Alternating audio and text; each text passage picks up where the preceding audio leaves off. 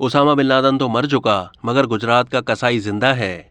वजीर खारजा बिलावल भुट्टो जरदारी ने कहा है कि रूस से सस्ता तेल लेने की तरदीद करते हुए कहा कि मॉस्को से रियायती कीमत पर तवानाई हासिल कर रहे हैं, न ही कोशिश की जा रही है। उन्होंने कहा है कि भारत को बताना चाहता हूँ, उसामा बिन लादेन तो मर चुका मगर गुजरात का कसाई जिंदा है और भारत का वजीर आजम बन चुका है। दहशतगर्दी को इस्लाम के साथ जोड़ना हरगिज दुरुस्त नहीं। बलोचिस्तान में अदम इस्तेहकाम के लिए गैर मुल्की अनासिर सरगर्म हैं।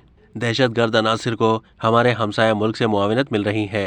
पाकिस्तान में दहशतगर्दी के जिम्मेदारों को कटहरे में लाया जाए। FATF ने दहशतगर्दों की माली मुआविनत रोकने के हमारे इक़दामात की तौसीक की। दहशतगर्दी के खिलाफ जंग में हमें अपनी कामयाबियों पर फख्र है। अमरीकी नशरियाती इदारे पब्लिक ब्रॉडकास्टिंग सर्विस को एक इंटरव्यू में बिलावल भुट्टो ने कहा कि जहां तक रूस का ताल्लुक है, हम रियायती कीमत पर तवानाई लेने की कोशिश नहीं कर रहे हैं और न ही हासिल कर रहे हैं, लेकिन हमें इंतहाई मुश्किल माशी सूरत हाल, अफरात ज़र, ईंधन की कीमतों में इजाफे का सामना है। हम तवानाई के अदम तहफ़्फ़ुज़ के पेश नज़र अपने इलाकों को वसअत देने के लिए मुख्तलिफ रास्ते तलाश कर रहे हैं जहां से हम अपनी तवानाई हासिल कर सकते हैं। हमें रूस से जो भी तवानाई मिलेगी उसमें काफ़ी वक्त लगेगा। मैं समझता हूं कि पाकिस्तान और अमेरिका के लिए ये बात सबसे ज़्यादा अहम है कि हम ऐसे शोबे तलाश करें जिनमें हम एक साथ काम करने पर मुत्तफिक हों। हम माहौलियात और सेहत पर मिलकर काम कर रहे हैं।